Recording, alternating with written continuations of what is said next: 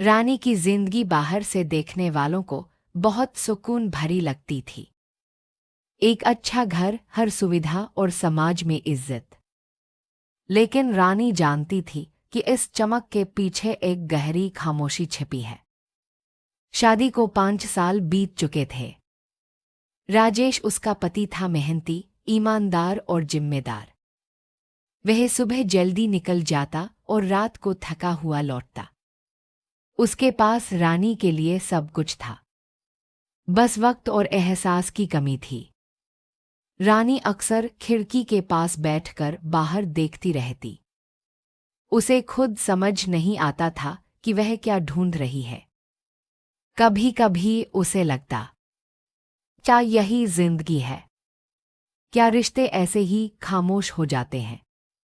इसी दौरान राजेश एक दिन एक नौजवान को घर ले आया। नाम था अमन।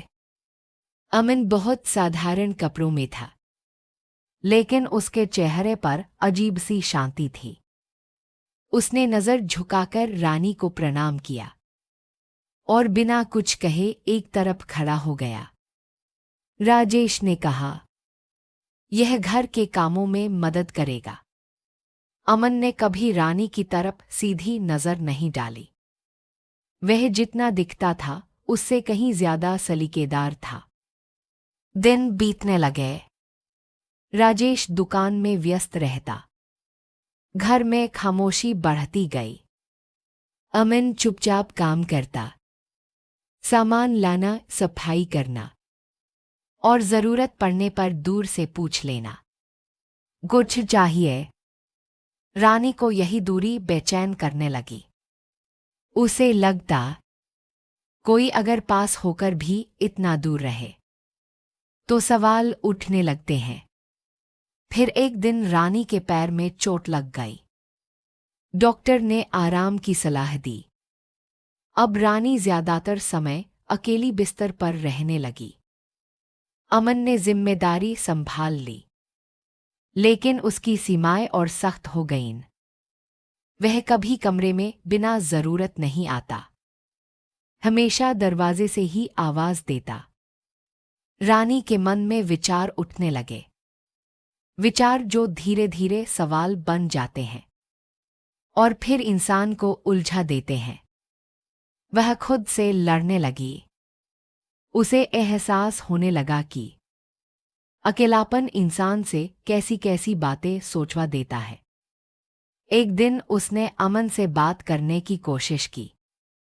अमन ने बहुत ध्यान से सुना, फिर बोला, बिबई जी, इंसान की नज़र ही उसे सबसे ज्यादा धोखा देती है। अगर नज़र संभल जाए तो बहुत कुछ बच जाता है। यह सुनकर रानी देर तक चुप रही।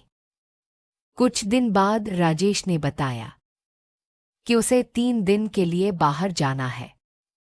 रानी के मन में उथल पुथल मच गई, लेकिन अमन और ज्यादा सतर्क हो गया, मानो वह समझ गया हो कि हालात इम्तिहान लेने वाले हैं। एक शाम रानी टूट गई।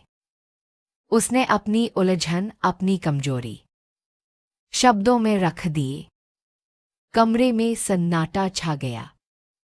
अमन ने पहली बार सीधे देखा और बहुत गंभीर आवाज में कहा, बिबई जी, भरोसा टूट जाए तो रिश्ता नहीं बचता। मैं यहां काम करने आया हूं, किसी की जिंदगी बिगाड़ने नहीं। रानी की आंखों में आंसू आ गए। उसे पहली बार अपनी गलती साफ दिखाई दी। उसी रात राजेश लौट आया। उसने रानी की हालत देख ली। लंबी बातचीत हुई। पहली बार दोनों ने दिल खोलकर बात की। राजेश ने कहा, शायद मुझसे कमी रह गई, लेकिन मेरा भरोसा कभी कम नहीं हुआ। अगले दिन अमन ने नौकरी छोड़ने का फैसला किया। जाते समय उसने कहा, कुछ लोग जिंदगी में इसलिए आते हैं ताकि हमें सही रास्ता दिखा सके। अमन चला गया। घर वही था, जिंदगी वही थी, लेकिन रानी बदल चुकी थी। अब वह जान चुकी थी, सबसे बड़ी लड़ाई इंसान को खुद से लड़नी पड़ती है।